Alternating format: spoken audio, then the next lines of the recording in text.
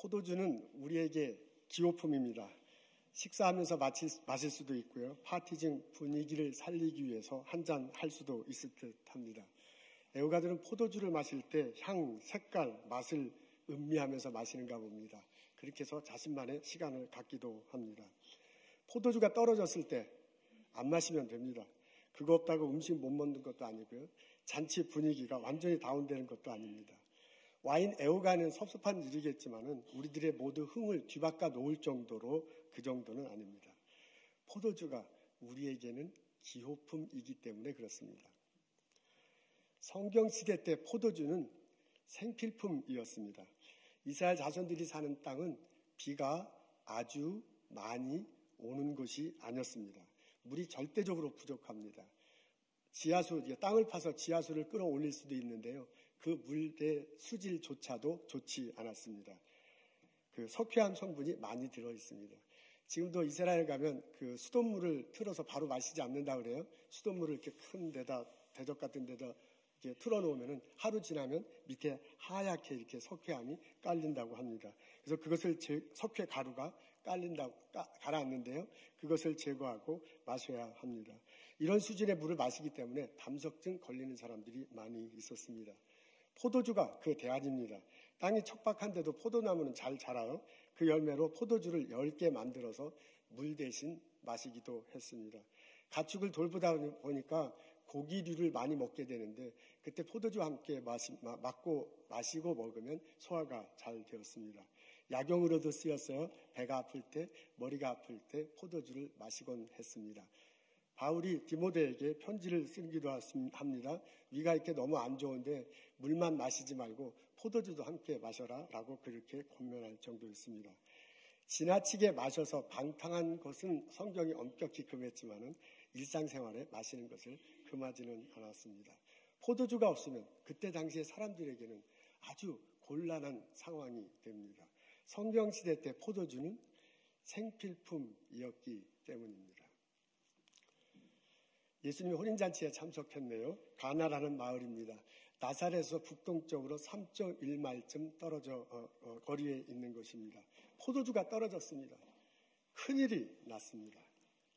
이스라엘 사람들은 결혼식을 1주일 혹은 2주일 동안 축하회를 겸해서 한다고 합니다. 이렇게 오랫동안 하니 결혼식 하다 보면 없는 재산 거덜날지도 모르겠습니다. 축하회를 한 지 얼마 된지는 잘 모르지만은 와인이 동이 났습니다. 초청한 사람들보다 참석한 사람이 더 많아서 이런 일이 벌어진 것인지 아니면 참석한 사람들이 너무 열심히 퍼마셔서 그런 것인지 아니면 신랑 댁이 충분히 준비하지 못해서 그랬는지는 모르지만은 와인이 동이 났습니다. 이나저나 하객들로부터 원망과 불평을 들을 그런 지경이 되었습니다. 예수님 어머니 마리아가 나섭니다. 예수님 어머니 마리아가 이상을 알아요. 그분이 마리아가 그 신랑 댁 어머니와 친척 관계가 아닐까라고 그렇게 추측하는 분도 있는가 봅니다. 이집트 고대 문서가 발견되어 있는데 거기에는 마리아의 여동생이 이 신랑의 어머니다라고 문서가 나와 있는 걸 발견한 적이 있다는데 저는 읽어보지는 못했습니다. 신랑의 친척인지도 모르겠습니다. 근데 확실히는 모르지만은 신랑 집에서 벌어진 이 곤란한 상황을 그냥 모르는 채 넘기기에는 가까운 관계이었는가 봅니다. 마리아가 예수님에게 이 난처한 사실을 알립니다. 예수님이 그냥 반응은 시큰둥해요. 나와 무슨 상관이 있습니까? 마리아가 포기하지 않습니다. 하인들에게 요청해요. 저 사람이 지시하는 대로 그대로 하거라. 드디어 예수님이 반응을 보이기 시작합니다. 항아리에 물을 채워라. 하인들이 아귀 끝까지 물을 채웁니다. 떠서 연회장에게 갖다 주어라. 하인들이 한 잔 떠서 연회장에게 갖다 주었습니다. 연회장은 우리 미국식으로 얘기하면 웨딩 플래너입니다. 결혼식의 모든 것들을 주관하는 사람이에요. 어떤 시간에 할 것이 어떤 장소에서 할 것인지 피로에는 어떤 자리에 누가 앉을 것인지 음식은 어떻게 준비하는 것인지 결혼식에 관한 모든 것들을 계획을 짜고 실천하는 사람이 연회장이었습니다. 이 사람이 포도주를 마셔보더니 깜짝 놀라요. 아니 이렇게 질 좋은 포도주가 이제 나타난 것인가. 보통 집에는 사람들이 술 취하기 전에는 좋은 포도주를 이렇게 내놓고 나중에 이제 술 취했을 무렵에는 질라준 포도주를 내놓는 게 대부분의 관행인데 어떻게 이 집은 그냥 후반부에 더 좋은 포도주가 나오느냐 깜짝 놀라서 신랑을 불러다가 칭찬하는 장면도 나옵니다. 잔치는 계속됐습니다. 더 좋은 포도주가 나온다는 낭보와 함께 낭패한 분위기는 되살아났습니다. 참석한 사람들 중에는 가난한 사람들도 있었을 것입니다. 양치는 일을 하긴 하지만은 양고기를 제대로 못 먹어보는 그런 삶을 삽니다. 포도밭에서 하루 종일 1년 내내 일하지만은 그 포도로 나는 질 좋은 포도주는 언감생신 마셔보지도 못하는 사람들도 있었을 것입니다. 그들도 다 함께 어울려서 신나게 좀 1년에 한 번 언제 이때가 우리야 배 터지게 먹어보고 신나게 취하는 그런 일이 있었을 것입니다. 잔치는 축제가 모든 사람들에게 축제가 되었습니다. 잔치가 끝난 후 반응이 11절에 나옵니다. 거기에 이렇게 적혀져 있습니다. 예수께서 이 첫 표적을 갈릴리 가나에서 행하여 그의 영광을 나타내시며 제자들이 그를 믿더라. 사건이 이렇게 쭉 벌어지고 난 다음에 그 사건에 대한 평가처럼 쫙 적혀져 있는데 거기엔 뭐라고 나오냐면 예수님의 영광이 드러났대요. 그리고 제자들이 믿었다고 합니다. 그 사건을 평가하는 마지막 구절에 포도주로 변하다니 그런 얘기 별로 없어요. 누군가가 놀래다니 그런 일이 별로 없네요. 그 마지막 평가하는 구절에는 뭐라고 적냐면 예수님이 드러났다라고 얘기하고요. 제자들이 믿었다라고 적혀져 있습니다. 저는 이 대목을 이번에 읽으면서요. 이번에 다시 이 본문을 묵상하면서 이 마지막 대목에 흥미가 갔습니다. 물이 포도주가 되는 기적을 통해 예수님이 누구신지 드러났거든요. 그리고 그것을 여러 사람들이 같이 이렇게 보았거든요. 그 중에 제자들만이 그것을 믿었다라고 적혀져 있었습니다. 그렇다면 그 자리에 있었던 다른 사람들은 어떻게 됐는가 하는 그런 질문입니다. 그들도 믿었는가? 여러분, 잔치 자리에는 여러 사람이 참석했었습니다. 그 순간에 다 같이 예수님과 함께 있었습니다. 그 순간에 다 같이 예수님이 보여주신 기적을 맛보고 누렸습니다. 근데 그들 중에 많은 사람들도 거기에 있었는데 그 사람들이 예수님을 믿었다라는 그런 대목은 나와 있지 않나. 그래서 제가 궁금한 것은 그 사람들이도 예수님과 함께 있었다는 것을 알았는가? 그 사람들도 예수님을 믿게 됐는가 하는 그런 의문입니다. 사실 잘 모릅니다. 오늘 본문에 구체적인 정보가 나와 있지 않기 때문에 그렇습니다. 근데 오늘 본문에 나와 있는 것만을 가지고 우리는 추측할 수는 있습니다. 제자들은 믿었다고 하니까 제자들은 믿었을 것입니다. 아니, 제자들은 믿었습니다. 근데 다른 사람들, 오늘 본문에 나오는 여러 사람들에 관한 정보는 거의 나와 있지 않습니다. 그 중에서 어떤 사람이 누가 이 포도주를 만들었는가 말하는 사람도 없습니다. 그 중에 어떤 사람이 예수라는 사람이 있대라고 질문한 사람도 없습니다. 그 중에 어떤 사람이 예수를 따라 나왔다라는 그런 기절도 없습니다. 여러분, 앞부분에 보면 제자들이 예수를 보고 찾아오고 막 그러는데요. 이 기적이 이루어졌음에도 불구하고 어느 누구도 예수를 찾아왔다는 대목은 없습니다. 그래서 이런 거를 놓고서요. 좀 약간 축소하고 약간 과장하는 면도 있지만 하여간 본문 자체만을 놓고 본다면 제자들 외에 다른 사람들은 예수님을 믿지 않았다고 우리는 추측할 수 있습니다. 이렇게 조심스럽게 본문을 해석하고 상황을 정돈해 놓으면 이 잔치 자리에 참석한 사람들 중에 그 사람들의 캐릭터 속에 나의 삶과 나의 얼굴이 보입니다. 마리아는 예수님을 믿었고 기대했습니다. 포도주가 떨어진 상황을 알자 예수님에게 도움을 요청해요. 대답이 시원찮아. 나와 무슨 상관이 있습니까? 그렇게 말하잖아요. 그럼에도 불구하고 포기하지 않습니다. 하인들에게 준비하라고 그래요. 그리고 저 사람이 시키는 대로 하라고 해요. 마리아는 예수님을 믿었습니다. 마리아는 예수님이 이것을 해결할 것이라고 그렇게 기대를 했습니다. 그리고 실제로 예수님의 기적을 체험합니다. 제자들은 예수님을 믿기 시작했을 것입니다. 이제 예수님과 막 살게 됐어요. 예수님의 사역을 함께 요청하게 됐어요. 예수님과 막 살기 시작했고요. 예수님 사역을 이제 보기 시작한 이제 첫 번째 무렵입니다. 근데 문제가 생겼는데 생각지도 않게 마리아가 예수님에게 이것을 해결해 달라고 요청을 합니다. 그걸 보고 있었을까요? 보고 있었을 것입니다. 깜짝 놀랄 정도로 물이 포도주가 변하는 것을 봅니다. 그 물은 집에 사람들이 들어왔을 때 그 더러운 발을 씻겨주는 그 물이에요. 그 물은 식사하기 전에 정결 예식을 갖추기 위해서 손을 씻는 물이에요. 그걸 식용유도 아니고 그걸 포도주로 변하는 것을 보게 됩니다. 이 장면을 똑똑히 보고요. 예수님과 함께 있고요. 예수님이 기적을 행하는 것을 보고 제자들은 예수를 믿기 시작했습니다.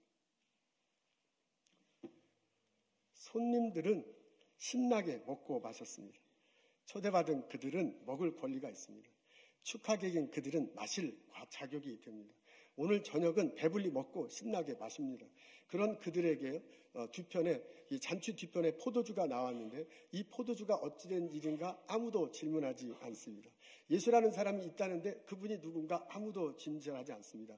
좋은 포도주가 나왔으니까 이게 웬 떡이냐 하고 신나게 마셨습니다. 그들은 예수님에 대해 관심이 없습니다. 이 잔치가 초상집 분위기가 될 뻔했는데 더 좋은 잔치가 됐다는 것 자체가 크게 만족스러운 거야. 오늘 내가 배부르고 등 따서 오늘 다 많이 먹을 수 있고 많이 마실 수 있어. 그것으로 만족한 사람들입니다. 하인들은 열심히 일했습니다. 사실 따지고 보면 가장 마음 아픈 사람이 이 사람들이에요. 이 사람들은 예수님의 말 귀를 기울입니다. 예수님이 하라는 대로 그대로요. 물 보라고 물 보여. 갖다 주라 하니까 갖다 줍니다. 나중에 그 포도주를 다 공급한 사람들도 이 하인이었을 것입니다. 근데 그 하인들 중에 누구도 예수님에 대해서 관심을 두지 않습니다. 어떻게 저 사람한테 저런 능력이 있는가? 내가 저분에 대해서 좀 더 알아봐야겠다라고 질문하거나 반응을 보이는 사람은 아무도 없습니다. 하인들은 자기들에게 주어진 일을 정확히 열심히 하고 있습니다. 이제 뭐 해석하기에 따라서 이분들이 순종했다고 이렇게 그렇게 말하기도 하는데요. 순종했어요. 근데 믿음의 순종이라기보다는 이 사람은 잡에 대한 순종이야. 이게 내가 할 일이야. 이게 what I'm supposed to do. 오늘 내가 이걸 해서 내가 돈을 벌어서 내 가족을 부양해야 돼요. 이 사람들은요, 하루하루를 열심히 살아가는 사람이야. 내게 주어진 일을 빈틈없이 살아가는 사람이야. 내 인생을 열심히 살아가지만은 내 인생 속에 예수님이 함께 하신다. 내 인생 속에 예수님 때문에 기적이 일어났다. 관심이 없는 사람들입니다. 하루하루 열심히 살아가는 하인들의 모습을 볼 수 있습니다. 연회장은 웨딩 플래너는 만족했습니다. 포도주가 떨어졌다니 문제가 생겼어요. 이건 자기가 맡은 프로젝트입니다. 처음부터 끝까지 모든 것들을 계획하고 실천해요. 그래서 처음부터 끝까지 모든 것들이 자기가 계획한 대로 순서대로 딱 돼야지 식성이 풀리잖아. 우리 다 같이 그렇잖아요. 이거 하나 미스나면 큰일 나. 이거 완벽한 우리들 이거 큰일 나. 근데 이게 큰일 난데 덜컹했는데 문제가 해결됐어. 내가 원하는 대로, 내가 계획된 대로 완벽하게 딱 됐어. 얼마나 좋아. 그래서 만족스러워요. 근데 이 문제를 누가 해결했는가? 별로 관심을 가지 않습니다. 누구와 이 자리에 같이 있었는가? 그분이 누구신가에 대한 질문은 별로 없습니다. 내가 세운 프로젝트, 그게 처음부터 내가 계획한 대로 정확히 끝난 것에 대해서 만족한 캐릭터를 가진 사람이 바로 이 연회장입니다. 신랑은 안심합니다. 손님이 초대됐는데 포도주가 떨어졌어요. 자기 잔치에 초대한 사람들이 이게 마실 게 제대로 없어서 간다는 건 얼마나 성질나는 일입니까? 안절부절했을 것입니다. 그런 상황에 느닷없이 포도주가 나왔다니 이게 참 보통 일이 아니에요. 감사할 일이야. 다행할 일이야. 이 사람은 감사는 했을 거예요. 자기 체면이 딱 부러질 뻔했는데 이게 체면이 빡 섰잖아요. 고마워했을 것입니다. 그래서 그 사람은 안심했을 것입니다. 오늘 하루가 잘 지나가다니 좋다라는 그런 사람입니다. 여러분, 이 장면 속에 내 모습이 보이지 않습니까? 여기가 문제가 터졌고요. 그 문제를 해결한 이 사건입니다. 그런데 이 문제가 터졌고 해결되는 이 사건을 보는 사람들의 시각이 달라요. 그 사람들의 태도가 달라요. 여기가 문제가 터지고 해결되는 건데요. 그 태도 그대로 인생을 살아가고 있습니다. 여기 예수님이 계시고요. 예수님 때문에 문제가 해결됐는데도요. 예수님이 함께 계시다. 예수님 때문에 해결됐다라고 그 사건을 보는 사람은 극소수입니다. 예수님과 함께 있다고 느끼는 사람은 소수예요. 그분에 대한 믿음을 가진 사람은 극소수입니다. 제자들만 예수님을 믿기 시작했습니다. 마리아만 예수님을 믿고 기대하고 기대한 대로 그렇게 벌어지고 있습니다. 근데 이 사람들 외에 다른 사람들은 전혀 다르게 이 사건을 대하고 있습니다. 예수님이 함께 계신데도요, 예수님 때문에 문제가 해결됐는데도요, 그 시각으로 이 사건을 바라보지 않고 있습니다. 예수님이 함께 한다는 것에 대해 관심이 없습니다. 예수님이 누군가에 대해서 질문하지 않습니다. 나는 열심히 일을 하지만 예수님 능력으로 이 일이 완성됐다는 것을 잘 몰라요. 나는 내가 맡은 프로젝트가 처음부터 끝까지 딱 됐으면 나는 만족한 거지, 예수님이 함께 하신다, 도와주신다, 그거 잘 몰라. 나는 오늘 먹을 게 있어요. 나는 오늘 마실 게 있어요. 지금 등 따스고 배부르고 등 따스면 하루 잘 지나갔으면 된 거지, 예수가 도대체 누구냐. 그런 인생관의 사람을 만들어낼 수 있습니다. 발견할 수 있습니다. 내게 오늘 이렇게 손님들 초대했는데 무사히 넘어갔으니 다행이다. 원인과 결과가 뭐냐, 그런 거 별로 없고요. 예수님이 누구냐, 그런 거 별로 없고요. 하여간 일이 제대로 치러졌다면 좋은 것만을 생각하는 그런 신랑 같은 사람들도 있습니다. 여러분 어떻습니까? 여러분은 이들 중에 어떤 타입의 생활, 문제가 터졌을 때, 해결했을 때, 인생을 살아갈 때 어떤 방식으로 그 문제를 해결하고 있습니까? 나는 내 인생을 살아가면서 나의 삶의 전에 예수님이 함께 하신다, 그분이 있어서 내 문제가 해결된다 라는 태도로 인생을 살아가고 있습니까? 아니면 내가 내 인생을 살아가는데 내게 문제가 터졌을 때 내가 열심히 하루하루 살아가기 때문에 이게 해결된다, 나는 원래 완벽한 사람인데 처음부터 끝까지 내 계획대로 딱 되기 때문에 그렇게 해서 이 문제를 해결 안 한다. 아니면 우연과 행운이 겹쳐서 이게 해결되는 거다. 아니면 오늘 하루 등 따숩고 배부르면 됐지 뭐 이렇게 고민하냐 라는 태도로 인생을 살아가고 있습니다. 저는 오늘 성령한 교회 예배 참석하는 우리들 모두가 예수님이 나와 함께 동행하신다, 그 예수님이 나에게 문제가 생겼을 때 그 문제를 해결해 주시고 나를 인도하신다, 그 예수님의 시각으로 인생을 바라보며 문제를 해결하며 살아가는 나와 여러분 되시기를 기도합니다. 우리가 그렇게 예수님의 시각으로 내 인생을 바라볼 때, 예수님을 바라보고 내 문제를 바라볼 때 예수님이 나와 함께 하시고 나의 문제를 해결해 주시고 그분을 드러내시며 그분의 영광을 드러내시며 나의 믿음을 더욱더 깊게 할 것입니다. 이런 체험이, 이런 고백이 우리들 모두에게 있기를 주님의 이름으로 축원합니다. 예수님은 나와 동행하시고 나를 이끌어 가시기를 원하십니다. 내가 예수를 그리스도로 믿을 때 예수님은 성령의 모습으로 내 안에 계십니다. 그 예수님은 나에게 지혜를 주시고 예수님은 나의 삶의 가이드라인을 주시기를 원하신다고 합니다. 그분이 내 안에 있을 때 많은 열매가 맺을 것이라고 했어요. 예수님이 내 안에 있어서 내가 그분 안에 있으면 풍요로운 열매가 맺히는데 그게 예수님의 마음입니다. 이 예수님이요, 성령의 모습으로 나를 이끌어 가세요. 내가 어디에 있든지, 내가 무엇을 하든지, 무슨 생각을 하든지 나와 함께 하셔서 나를 이끌어 가시기 원하고요, 내게 복 내려주시기 원하고요, 내 주변의 사람들에게 그것을 나누며 살아가기를 원하십니다. 이런 고백이, 이런 체험이 우리들에게 있으면 참 좋겠습니다. 이런 고백을 가지고 인생을 살아간다면 포도주가 떨어졌을 때, 내 인생에 문제가 생겼을 때 우리는 예수님을 바라볼 수 있습니다. 살아가다 보면 생필품이 떨어질 수 있습니다. 정말 생필품이 하루하루 먹고 살 길이 막막한 때도 있습니다. 아이들 좋은 옷, 이쁜 옷 사 입히고 싶은데 그러지 못할 수 있습니다. 유치원에 보내고 싶지만 여유가 안 돼. 요한복음 2장의 표현에 의하자면 포도주가 떨어진 거예요.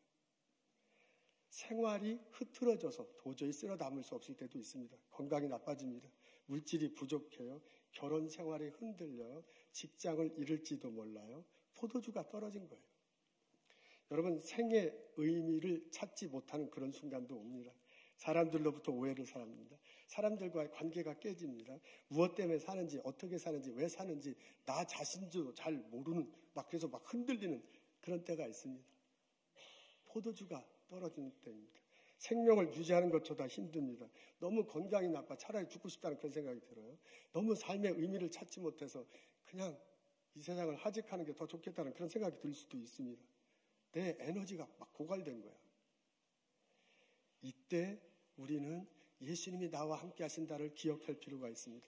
내가 예수를 그리스도로 고백할 때 그분의 성령의 모습으로 나와 함께 하신다. 그분이 주혜를 주신다. 그분이 이끌어 가신다. 그분이 만날 사람을 만나가게 하시고 그 갈 길을 열어주시고 그분이 나에게 복이롭게 하시길 원하신다. 고백하며 그 예수님에게 나아갈 수 있습니다. 하나님, 내가 포도주가 떨어졌어. 나는 왜 사는지 모르겠습니다. 나는 물질이 보득합니다. 내가 어디로 가야 할지 모르겠습니다. 그분께 나 자신을 내어놓고 기도할 때 예수님이 내게 손잡아 주시고 예수님이 내게 말해 주시고 예수님이 내게 보여주시는 것을 체험할 수 있습니다. 그 예수님 말씀하신 대로 가고 그 예수님이 보여주시는 대로 가고 그 예수님과 더불어 살 때 나도 모르게 문제가 해결될 것이고 나도 모르게 나의 삶에 풍요로움을 체험할 수 있습니다. 이 은혜가 우리들 모두에게 있기를 주님의 이름으로 소원합니다. 공상 과학 영화에 보면 눈으로는 안 보이는데 무슨 특수 안경을 쏘면 뭐 전파가 픽픽 지나가는 거 그거 볼 수 있습니다. 아이들 영화에 보면 그런 거 나오잖아요. 특수 안경 써야 뭐 막 보이는 거. 그런 거하고 아주 비슷해. 예수님이 나와 동행하신다. 그 예수님이 나를 손잡아 주시고 이끌어 주신다는 것을 그냥 우리 눈으로는 안 보입니다. 근데 믿음의 눈으로 보기 시작하면 예수님이 함께 하시는구나. 예수님이 막으시는구나. 예수님이 보내시는구나. 이게 예수님의 때가 아니구나. 저것이 예수님의 때구나를 볼 수 있습니다. 그러니까 그것을 예수님이 나와 함께 한다는 걸 보고 나갈 때 그분의 손 내민다는 것을 느끼며 나갈 때 그 삶은 풍요로운 삶이 될 것입니다. 풍요로운 삶이 될 것입니다. 이런 고백이 우리들에게 있기를 원합니다. 살다 보면 점점점 알게 되는데 내 삶은 우연의 일치로 진행되지 않습니다. 하나님의 계획하심과 인도하심이 있습니다. 내게 닥친 문제가 어쩌다 해결된 것처럼 보이지만은 하나님이 먼 손길로 거들어 주셨기 때문에 제가 쓰고선도 제가 스스로 은혜가 돼요. 하나님이 먼 손길로 거들어 주셨기 때문에 해결됐다는 것을 당장은 몰라. 근데 나중에 좀 더 연륜이 깊어지면 내 눈앞에 먼 손길로 해결해 주셨구나. 그렇게 고백할 때가 옵니다. 내가 하루 건강하고 별탈이 없이 살아가고 있는 이유는 하나님이 크게 울타리를 쳐주고 그리고 나를 돌보셨기 때문입니다. 내게 닥친 이 버거운 프로젝트를 내가 예상하지 못할 정도로 잘 해치운 이유는 내게 능력이 있어서가 아니라 물론 내게 능력이 있습니다. 내가 알지 못하는 사이에 하나님이 개입하셔서 이것을 해결해 주셨기 때문입니다. 하나님이 성령의 모습으로 나와 함께 하신다. 그 하나님이 나의 삶을 주관하신다.